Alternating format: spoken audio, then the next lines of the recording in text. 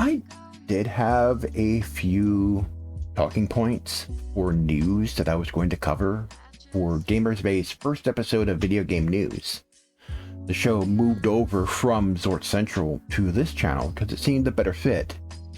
But a certain company in Redwood, California sort of decided to completely ruin those plans. Unless you've been living under a rock, or you're not on social media, or you don't watch TV, or you don't play video games, for the past several days, at least for the past week, everybody's been talking about Microsoft's recent purchase of Activision Blizzard. Now, they don't technically own them right now. The deal has to go through a regulatory process with the FTC. Of course, they wouldn't go this far unless they knew they could do it. And the deal won't finalize until sometime in 2023. So until then, both Microsoft and Activision Blizzard will continue to operate as if they were separate companies. I do not know if money has exchanged hands. At this time, I do not believe that it has. It may be in a holding pattern. I think what they do in these instances is that they hold the money in a separate account, and then once the deal is finalized, it gets exchanged. I'm not fully versed on exactly how this process works. I've been looking at it a little bit. It's pretty complicated. But for a company to buy another company, it's not straightforward. It's not as easy as, here's your pile of money, I now own your company. It's a little more complicated than that. It's actually a lot more, especially with companies that are as big as Microsoft and Activision. But Activision Blizzard has been mired by some controversy for some time now over sexual harassment allegations, some pretty bonkers stuff, like guys crawling over cubicles into the women's cubicles, or guys going into the women's break room and stealing their breast milk, and just crazy off the wall stuff that it sounds like comic book villainy stuff. Sounds like crazy. It's the kind of crazy crap you would see from anime, really, but it actually took place. And it's not only limited to just Blizzard. Some of the stuff that's been happening in Activision, and Activision has had its own fair share of controversy about tough crunch times and bad working conditions, and just everyone under a lot of pressure to get games out faster. Just the kind of working condition things that you would hear about from, like, say, the likes of Electronic Arts or whatever. And a lot of people, especially a lot of gamers, do not have a very good opinion about Kotick. To say that a lot of people hate his guts is a understatement. I find it interesting that this whole controversy came out not long before this whole purchase was announced. Now, this stuff started happening last year, but you have to consider the way these things work, the way these big company purchases work.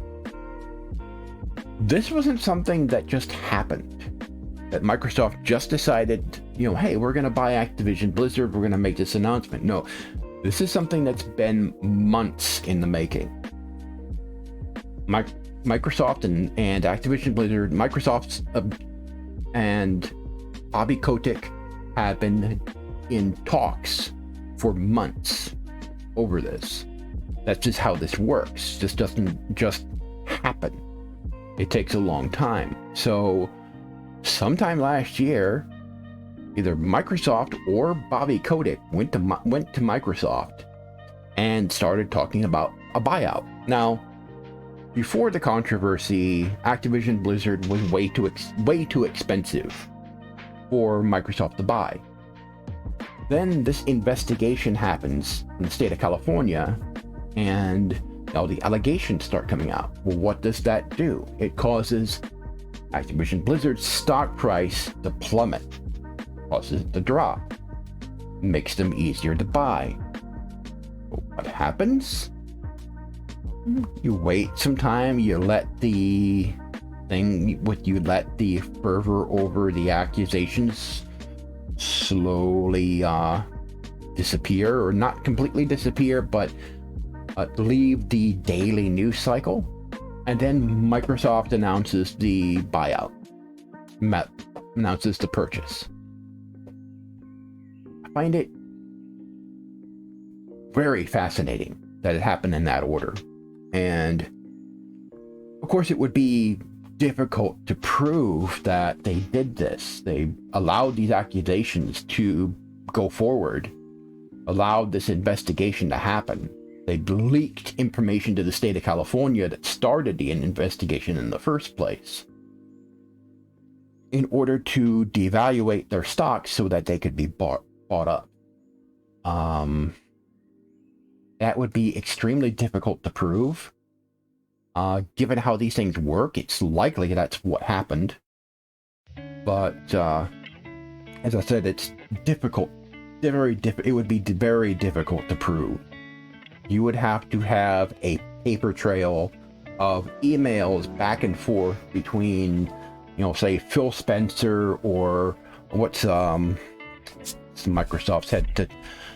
I forget the name of Microsoft's head, but between him and Bobby Kotick discussing this.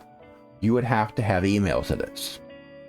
And I'm sure that there will be leaks of emails probably because of this. There's going to be a lot of stuff coming out because of this purchase. A lot of things happening. Now, one thing that would be interesting, one thing to watch, is to see what happens with the state's investigation. What happens with the sexual harassment allegations? Do they disappear? If they disappear, then this was likely all a stunt to lower the stock price of the company so that Microsoft can buy them.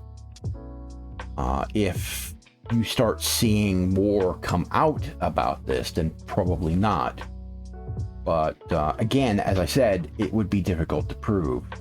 You would have to find, it looks like that's the case, and to me it definitely looks like this is the case. But just because it looks like it is doesn't mean that it is, and you can't prove it. You have to have proof in order to go to the FTC and say, hey, they did this so that Microsoft can purchase the company, which technically is a little tiny not technically legal if this is what happened. And the FTC could step in and say, no, we can't allow this purchase to go through. So again, that's what it looks like, but proving it will be difficult. Beyond that, beyond the legalities of the situation, how things played out, how it all came down, beyond that, what does it mean for the future of Activision Blizzard's franchises? Well, Microsoft's been on a tear of buying up companies. Their most recent purchase has been the juggernaut that is Bethesda. They have ZeniMax, which is Bethesda's holding company, and they have Bethesda itself, which has several other companies under their umbrella, such as id Software, which has some pretty big titles of their own, and has a game engine that competes with the Unreal Engine. So they have that, and Bethesda has the Elder Scrolls and Fallout. They have coming up soon, they have Starfield, which is going to be a big AAA game. And they have a lot of IPs. And Activision Blizzard, although they have been having troubles lately with controversies and revolts by players because of what's happening with World of Warcraft, they still have some very big, very lucrative IPs. Because not only are they getting World of Warcraft, Overwatch, Heroes of the Storm, Hearthstone, and Diablo in this, they're also getting King. They're getting Candy Crush. Microsoft's also getting Treyarch. They're getting Infinity Ward. Those two companies that have been working on the COD franchise, they have COD. They have Call of Duty, although Call of Duty, Battlefield and Call of Duty have both been having some issues. Battlefield more so than the others. There's been more now than ever before. There's been a pushback by gamers against games that are broken, launched in a broken state, because the player counts on both games, Battlefield 2042 and Call of Duty, have dropped. Battlefield 2042 significantly so. Call of Duty still has some players, but their population is not as big now as it used to be. And 2042, they lost 90% of their player base. So they're in trouble. But this isn't about EA. This is about Activision. And while those franchises are in trouble, while WoW is in trouble, WoW has been in trouble for some time. They've been bleeding gamers, bleeding subscriptions for some time now, for the past 5 to 8 years, almost 10 years now. They've been slowly losing people, and it seems to have gotten worse with their past couple of latest expansions and their attempts to bring back, classic vanilla WoW. They've been having trouble, and a lot of people have been leaving to go to other games. Final Fantasy XIV and Guild Wars 2, Black Desert Online has seen massive growth in new players. Elder Scrolls Online has seen a massive growth, and Final Fantasy XIV has just been struggling with success. And I mean struggling with success because so many new people have been joining that the servers have been overwhelmed. I mean, for a time there, after the Endwalker expansion launched, there were queue times to log in as high as 7,000 on some servers. It's gotten a lot better lately, but it's been tight. Now, during the day, during peak hours, the queue times are like 30, so they last only like a few seconds now. But say that WoW is not in a healthy state, and Blizzard is itself not in a healthy state. It's got problems internally. It's got an internal corporate culture that needs to be cleaned up so that Microsoft can get them back to work and get them to producing content for their games, to get the development of Overwatch 2 back on track, for instance, which, from what I understand, that has been in something of a little bit of a development hell lately because of all the things that have been going on at Blizzard. So that needs to get back on track, and that's something that they're going to have to work on, because that is a rather high profile game for them, because of the success of the first Overwatch. And Overwatch 2 is supposed to expand on that by having a campaign and a multiplayer that is compatible with the previous Overwatch, where you can play the maps from Overwatch 2 in Overwatch, or I believe that's the way it's supposed to work. And then they'll have new content and like co-op, I think it was co-op gameplay in Overwatch 2, and an actual campaign for the characters and everything. And plus there's a new Diablo coming, and World of Warcraft, of course, needs a lot of work. I don't see them reworking World of Warcraft to make it like Final Fantasy XIV. I don't see that happening. What I might see them is next expansion, they may start to slowly tune things differently. Right now, the game doesn't respect your time, and to do anything takes months of grinding.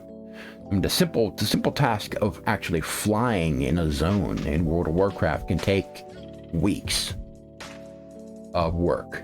Whereas in Final Fantasy XIV, maybe a couple hours doing the main scenario quest, finding side quests that give you the air currents, and then actually hunting the air currents down using the Aether Compass. And that can maybe take you in about an hour or two. You can do it within a day. It's that simple. And there's so many other things that are in WoW for progression that is just insane amounts of grind. And it doesn't respect your time. Not like Final Fantasy XIV does. Final Fantasy XIV, it's expected that once you're done with certain content, you're gonna leave the game for a while. In fact, Yoshi P himself encourages, go play other stuff. You don't have to be here all the time. You don't have to push yourself to play the game all the time. If you're done playing for a while, leave, unsubscribe, come back later when there's new content. That's their mentality. Whereas World of Warcraft's mentality has been, let's keep them in the game as long as possible. Let's keep them here. And I think that is something that's going to have to change with World of Warcraft. I think a lot of things we're going to see that's been a part of that game, the fundamentals of what makes World of Warcraft, I think are going to be altered some. But I don't think we're going to see an across-the-board transformation of the game. I don't think Microsoft is going to want to invest that kind of money in order to reinvent the wheel, so to speak, with the game. It appeals to a certain subset of players. It's been popular for a long time. It's still very popular right now, even though they've lost a significant amount of players, and they're down to like one realm being the only one that's full of players, and the rest are virtually empty.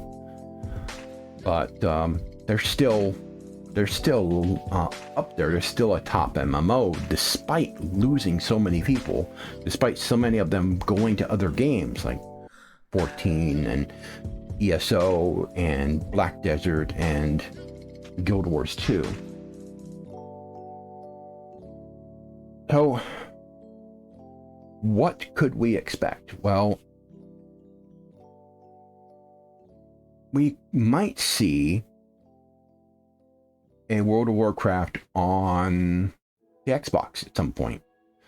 Not immediately. That would take some time to develop. For one thing, they'd have to make it possible to use it on a controller. They'd have to give it a controller-style interface, unless it already has one, which I'd be surprised if it doesn't. But you would have to give it that, and you have to be able to port it to the Xbox, which, given its aging engine and current graphics system requirements, World of Warcraft could easily run on an Xbox. And that would open the game up to a vast new market of potential players, especially if Microsoft does the smart thing, and they do with WoW what they did with ESO, and that is roll the game into Game Pass. So that if you have Game Pass, you can sign in to World of Warcraft and have all the benefits of being a subscriber.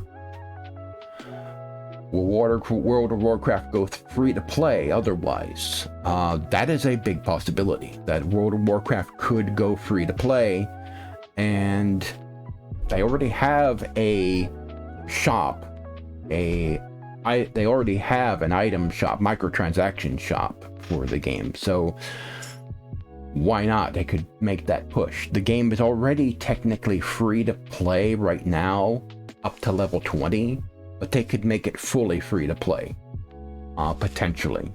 And then if you have Game Pass, you then get subscription benefits if you have Game Pass. That could happen. Call of Duty. There are some possible legal things that might prevent Call of Duty from being an Xbox exclusive, because Activision Blizzard may have some pre-existing contracts with Sony in order to release Call of Duty games on the PS5. Now, does that apply just to the existing Call of Duty games or future Call of Duty games? It remains to be seen. We will only know when we get past the finalization of the deal and a new COD comes out. If it comes out to the PS5, then we know that they're under contract to release the game on the PS5. Now, it really is in Microsoft's best interest to release it on the PS5 also, and not be just an Xbox PC exclusive. Because why? Because it means more money for them. Because we know that there are people on the PlayStation 5 who are going to buy Call of Duty, regardless of how crappy it is, because they've bought crappy versions of COD before, and they'll still buy it. You give fanboys a copy of Call of Duty, the fanboys are going to buy it, regardless. That's just how they are. No matter how crappy it is, they'll buy it and they'll bitch about it later. But they'll still play it and they'll still buy the DLC and they'll still buy the stuff for it. But they will still buy it religiously. And these companies know it. Activision knows it. Microsoft knows it. Now,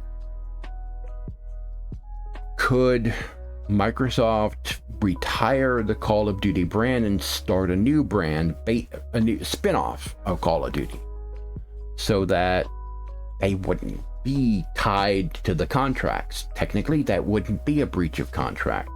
You know, say the Call of Duty franchise has come to an end, and this is a new IP. It's a spin-off of Call of Duty, but it's not Call of Duty, so it's technically not Call of Duty, so it doesn't have to be on the PlayStation 5, because it's not under the contract. It's not under the umbrella of this contract with Sony.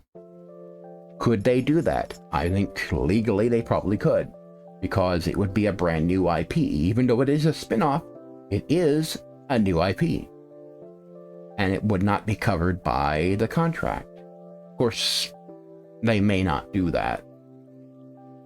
Other games, Diablo 4, the new Diablo on Xbox, almost a certainty.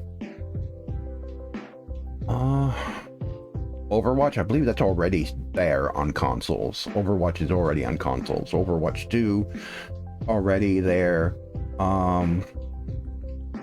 High probability Overwatch 2 may not be on PS5. It may be an Xbox only thing, and PC. Anything that's been released for Xbox has pretty much been ported to PC, almost anything. So, at least the big stuff has been ported to PC. Because PC and Xbox are Microsoft's big thing. Because they want those games out on Windows. They want stuff in their store, and they have also been releasing games to Steam. And that's the other thing. We may start seeing Blizzard games on Steam. Very likely. And in the Microsoft store. Does this mean they'll get rid of Battle.net? No. Battle.net is a brand that has lots of recognition. So the Battle.net launcher will likely be treated just like Origin is, just like Uplay is with Steam games now. Where it will launch there will be a thin version of the Battle.net launcher that will launch when you launch, let's say, World of Warcraft from Steam. There'll be a thin version of the Battle.net launcher, just like there's a thin version of Origin when you launch a game that's an EA game from Steam. And there's a thin version of Uplay when you launch a Ubisoft game from Steam. That's likely how that's going to work. And so that will take time to develop. But I don't see them getting rid of Battle.net at all, and incorporating Blizzard's games into the Xbox Live ecosystem. I see them more connecting Battle.net into Xbox Live, so that, let's say, you can use Xbox Live voice chat with players on Battle.net. I could see that happening. You could have Xbox Live achievements from Battle.net. You could have people on your Xbox Live friends list appear in Battle.net, and vice versa. I could see that happening. That's totally within the realm of possibility of being done. Not technically impossible. A lot of people saying, "Oh, it's going to be too hard. It's going to be technically..." No. It can be done. It's just code. Just write it. There's no possibility. There's nothing blocking it. There's no technological reason why you can't do it. Yeah, you can't. I mean, you've got different networks talking to each other all the time on the internet. It's not that hard. Yes, there are a few technical challenges, but it's not that hard. They will get it done. So Battle.net likely will not go away. So, a recap. WoW and Xbox, we probably won't see a fundamental redoing of World of Warcraft. The next update we'll see for the game will the next, going past the finalization date of the whole deal, the purchase deal, and assuming that it gets approved by the FTC, we'll see if World of Warcraft starts changing for the better. And they don't have to change a lot in order to bring a lot of the players back that left. There are still some diehard players who are still in the game, who are still sticking it out. They're consuming a lot of copium. Consuming a lot. But it would be a hard road to bring those players back. Some of them won't come back. A lot of them won't. Some might, but a lot of them won't. And it will be a uphill struggle in order to do that for World of Warcraft. Seeing Diablo 4 on Xbox, very likely. Overwatch 2 being a Xbox exclusive, more than likely. Call of Duty being an Xbox exclusive, still up in the air. Probably not, because of contractual obligations with Sony. And we see Master Chief in Heroes of the Storm. Maybe. I mean, it's possible. I mean, it's very possible we could see them. I mean, see Corvo and Emily in Heroes of the Storm. That would be awesome if that were true. Oh God, Corvo and Emily from Dishonored in Heroes of the Storm. That would be pretty awesome. And the Fallout Boy, not the artist, not the music artist, the mascot for the Fallout series in Heroes of the Storm. I mean, it's all owned by Microsoft now, so they can do whatever they want with it.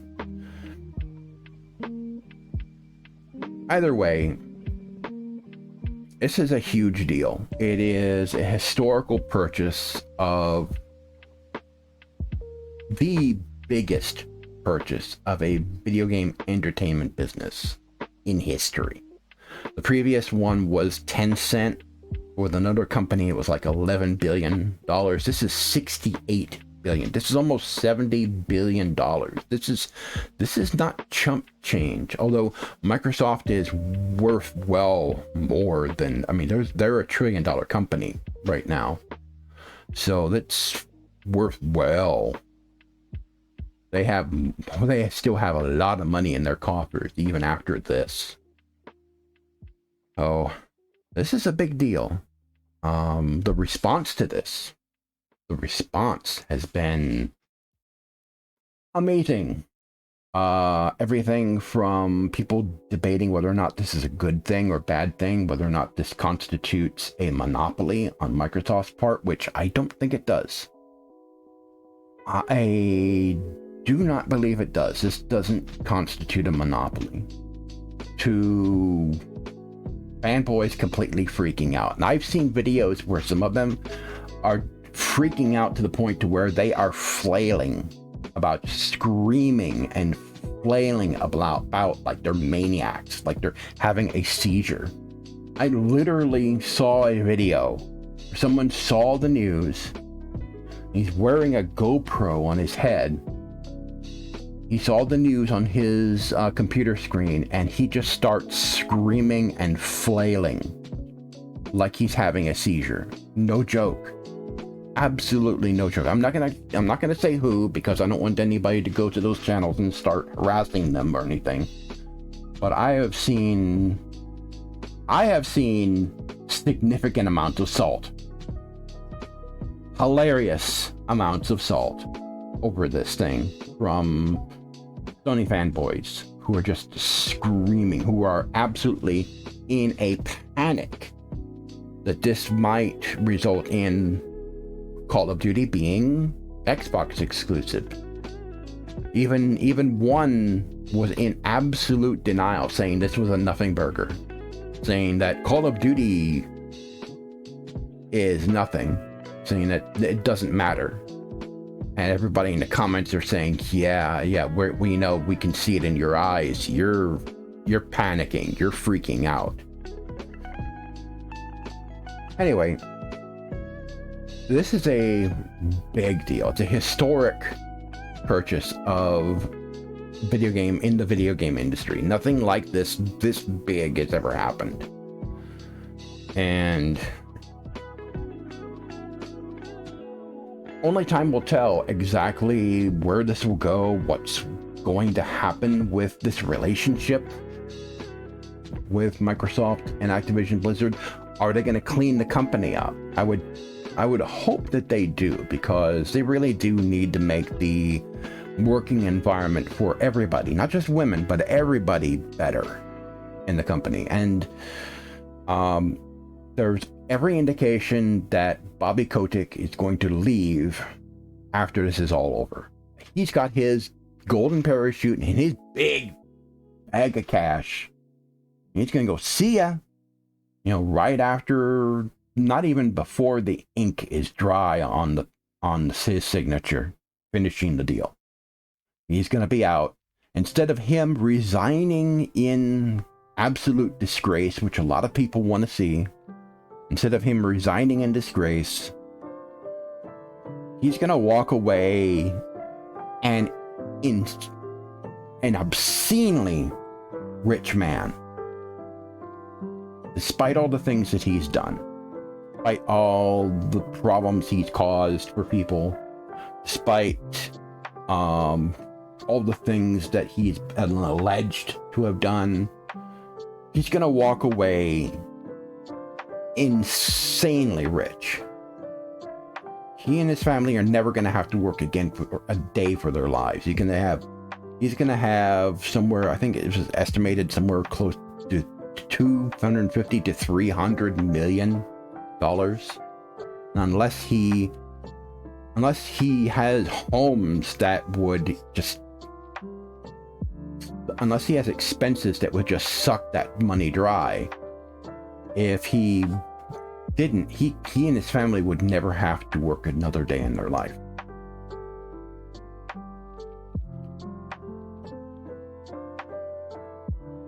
So I'll be watching this story and keeping abreast of what's going on with it, what might be happening with the regulators, with FTC, as well as any challenges to it. Microsoft could face challenges from Sony over this purchase. And of course, there are other regulators. There's the EU that has to chime in as well on this deal. It's not just the FTC here in the US, it's the EU, and there's regulators in other countries that also have to give their green light to this whole thing. But I think it is a done deal. I don't think it constitutes a monopoly. Whether it will be a good thing or bad thing for Activision Blizzard or World of Warcraft or any of the other franchises that they currently own, they get a lot of studios in this deal. A lot of very talented studios. And King, which makes Candy Crush, which earns an ungodly amount of money per year on mobile. So I'll be watching this, and I will be updating you on everything that happens with this in the coming months. So it's going to be an interesting year to see exactly what happens with all of this and exactly where things go after the deal is finalized. How does Microsoft shape the company? Will they just leave them to their own devices? Will they let them operate on their own like they do Bethesda and other companies? And Mojang is a good example of them leaving Mojang alone and letting them do their own thing. But what's going to happen? Are they going to step in and try to fix things? Or are they going to help clean up the company so that they can fix things on their own internally without having to interfere? Don't know. I will keep an eye on that and report on all of those things in future episodes. Anyway, I am Mike TheZorch. This has been Video Game News, the first video game news on the Gamers Bay channel. And also, I've got a page for Gamers Bay up on my webpage, www.zorchcentral.com/home/gamers-bay. You'll see the URL right there. So go visit there and you'll see I'll be posting some interesting stuff about the channel there. Right now there's nothing there, but I've been working on ideas for content for that, and I'll post this video there. So very soon after putting this up. Again, if you like this video, subscribe, hit that bell button so that you'll get notifications. Also consider joining MeWe and becoming a part of the Gamers Bay community there. They are the anti-Facebook. They don't run ads or sell your data. They're in MeWe, and they're also free speech friendly there, so there's no cancel culture. They do have their issues, but it's fine. Anyway, I am Mike TheZorch. Thanks for watching, and I'll see you in the next episode.